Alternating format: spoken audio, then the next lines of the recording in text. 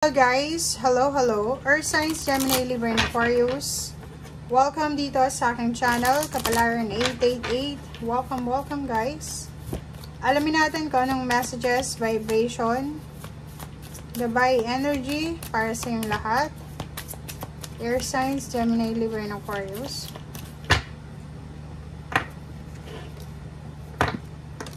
Oh lala. Air Signs, nako. Air signs, ito ay para sa araw na ito. Family and tribe, number 2. And then, siguro meron kayong mga pinagdadaanan. Lalo na yung Gemini and then Libra and Aquarius. May mga pinagdadaanan yung pamilya nyo siguro. May mga financial problems or may mga financial stress or may mga away, gulo, or ano pa man na posibleng pinagdadaanan kayo. Huwag kayong mawala ng pag-asa, huwag kayong susuko. Kasi may tulong na posibleng galing sa ating Panginoon, sa universe, sa guides, sa inyong mga spiritual helpers, lalo na sa usaping relationship. Iwasan mo din sa araw na ito na maging negative, madala sa galit, sa inis, sa stress, sa pressure. Kasi pwede kang ma-stress. If ever man, pwedeng sumakit ang ulo mo or ano pa man. So, yun ang kailangan mong iwasan sa araw na ito.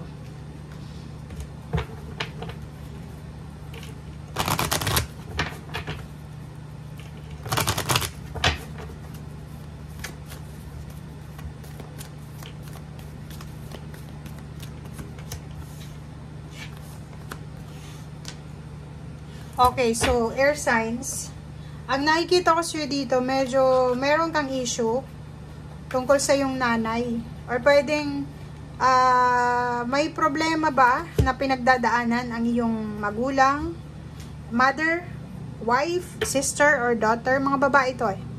Mga babae sa buhay mo, may posibleng pinagdadaanan sila na mga issues, negative, or kung ano man to, mga pain, heartaches, or pwedeng makasabotahin ng kanilang emotional na kailangan ng kapahingahan.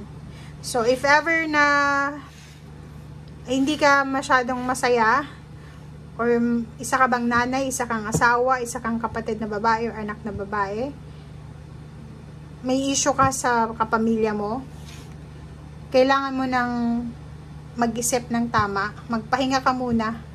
Okay, ang araw nito is time para mag-reflect, mag-meditate ka, spend time sa nature, siguro sobrang init, sobrang lamig, or kung ano man ito na nararamdaman mo sa ngayon, kailangan mo ng pause.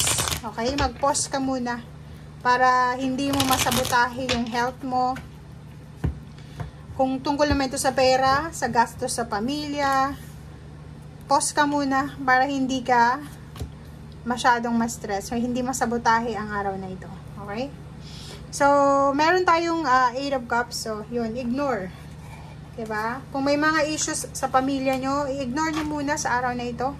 Kung may mga nag-aaway, nagsasagutan, mga financial, emotional issues, i-ignore nyo muna. I-let go mo muna. I-release mo muna. I-abandon mo muna yung situation. Focus ka. Diba? Like, halimbawa, may mga negative issues sa pamilya, may mga nag-aaway, may hindi nagkakasundo. Tapusin nyo na yan, ng mga issues na yan. Kasi, dapat, ang focus nyo is yung stability ng pamilya.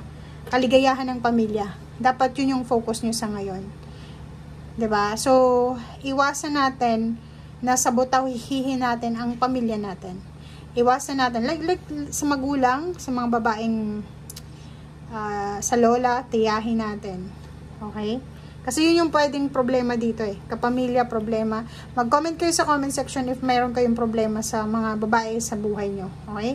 Kasi etong konting problemang misunderstanding, pwede siyang mauwi sa hiwalayan, sa hindi na stable na family life. Ito yung dapat nabigyan mo ng pansin. Kung maaari, i-ignore natin yung mga sama ng loob, ignore natin yung mga issues na yan, and focus tayo sa emotional happiness. Pasayahan ng buhay sa ngayon, guys. Wala na yung gaya ng dating payabangan ng buhay. Diba? Payamanan. Wala na. Ngayon is pasayahan na lang ng buhay. Okay? Thank you guys and see you again. Bye!